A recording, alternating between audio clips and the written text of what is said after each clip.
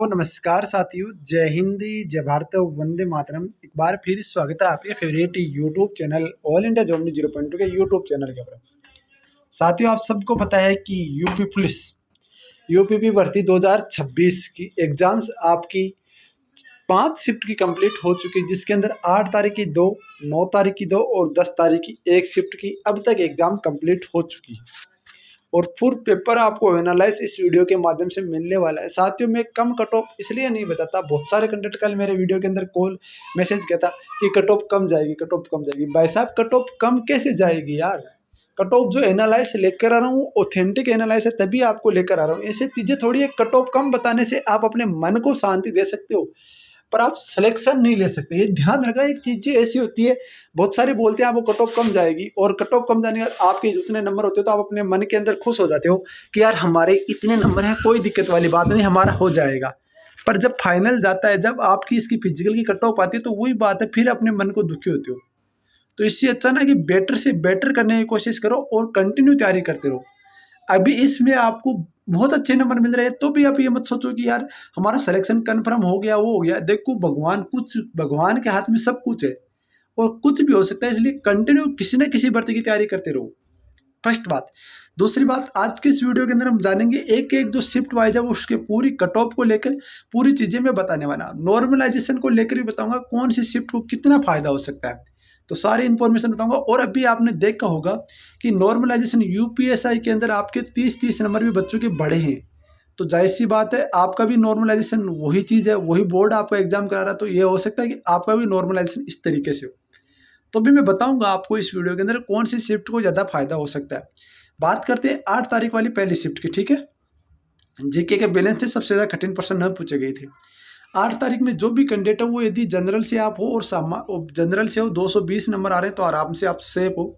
OBC से 211 number, EW से 208 number, SC से आपके 190 नंबर और एसटी से 165 नंबर आ रहे हैं, तो आराम से आप सेफ हो, कोई ऐसा इश्यू नहीं है, ठीक है ना, ये ध्यान रखना।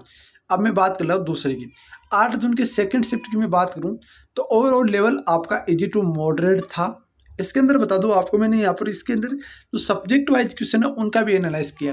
हिंदी के 32% एकदम आसान थे। देखो, अब बहुत सारे बोलेंगे, साथियों में एक चीज़ बता दूं, बहुत सारे बोलेंगे 32% कैसे बोल सकते हो। मैं एक ही चीज़ बोलता हूँ, ये पर्सन वो पर्सन थे, यदि जिस बंदे ने 2 से 3 महीने भी मेहनत किया ना, तो वो 32 क्वेश्चन आराम से किया है।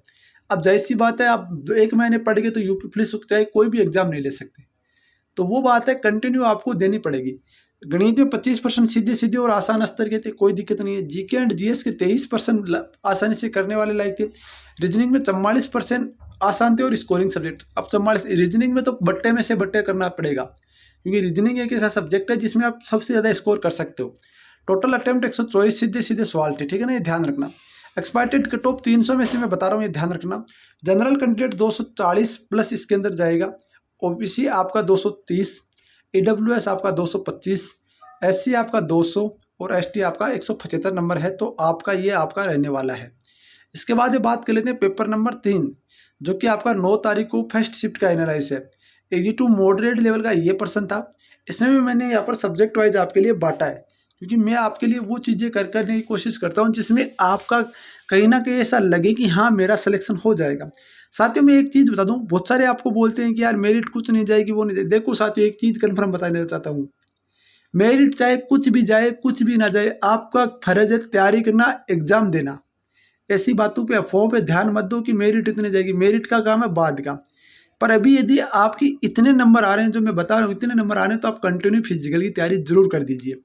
बात करते हैं इसकी शिफ्ट के अंदर, तो जीके एंड जीएस के 38 में से 28% आसान थे। हिंदी के कुल 37 में से 33% आसान थे। 26 मैथ में 26 में से 21% आसान थे। रीजनिंग के 50 में से 45% आसान थे और कुल आसान 127% सीधे सीधे करने लायक थे। ये ध्यान रखना। परीक्षा हॉल में दबाव के कारण अभ्यर्थियों को 7 से 8 जल्दबाजी में गलत वजह से कट ऑफ का असर पड़ेगा। अरे वो बात अलग है, पर परीक्षा हॉल का दबाव आपको यहाँ पर झेलने के लिए कंटिन्यू मॉक देने पड़ते हैं।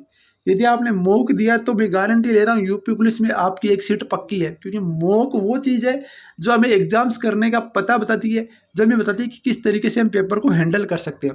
सामान्य आपकी 240 से 50, ओबीसी आपका 231 से 230 से 231 जो भी है, ईडब्ल्यूएस 220 से 225, एससी आपका 205 से 205, 200 से 205, एसटी 175 से 180, ये कट ऑफ आप रहने की आशंका है। इसके बाद बात करते हैं यूपी पुलिस आपका 9 जून के अनुमानित analyse easy to moderate level का पेपर था, ठीक है ना, ये ध्यान रखना। इसकी मैं कट ऑफ की बात करूँ तो जनरल कैंडिडेट 238 से 245, ओबीसी 228 से 234, ईडब्ल्यूएस 218 से 224, एससी 200 195 से 202, एनओसी जाति आपकी एसटी जो 170 से 176 तक कट ऑफ आपके जाने के चांसेज है। ये सेपरेट में मैं वीडियो एक एक वीडियो भी लेकर आऊँगा जिसके अंदर पूरे पेपर का एनालाइज करेंगे। अब देखो मैं बता दूँ आपको, इसके अंदर भाई साहब थोड़ा सा पेपर का लेवल ठीक ठाक था, ये बात आप ध्यान रखना, क्योंकि इसमें जो मेरा कुल हिंदी से 37 में से 32% तो आसान थे, ठीक है, हिंदी आसान थी। मैथ आपके 20-26% में से आपका 20 से, ये देखो ये चीज़ें बहुत बड़ा इफेक्ट करती है।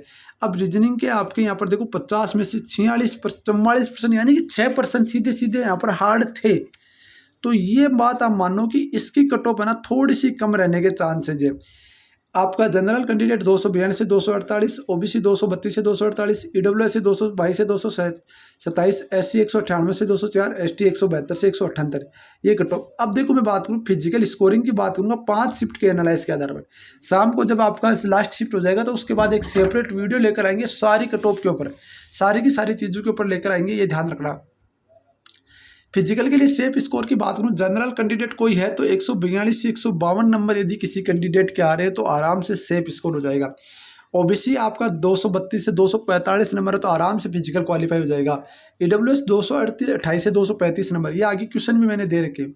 आपका एससी 225 से 200, एसटी आपका 200 से 216, फीमेल कैंडिडेट 235 से 200, ऑल कैटेगरीज मैंने फीमेल रखा है, ये देख सकते हो। अब मैं बता दूं आपको एक चीज़ बताना चाहता हूँ, कौन सी शिफ्ट ऐसी है जिसमें नॉर्मलाइजेशन का सबसे ज़्यादा इफेक्ट पड़ेगा और कौन सी शिफ्ट ऐसी है जिसमें नॉर्मलाइजेशन का सबसे कम आपको फायदा मिलने वाला है। तो मैं बात करूँ जो आपकी 8 तारीख की फर्स्ट और 8 तारीख की सेकेंड, इसके अलावा 9 तारीख की फर्स्ट, इन शिफ्ट को थोड़ा सा क्या होगा नॉर्मलाइजेशन में कम नंबर मिलने के चांसेज है। इसमें आपका 1 से 2 नंबर या 5 नंबर तक आपके बढ़ सकते हैं।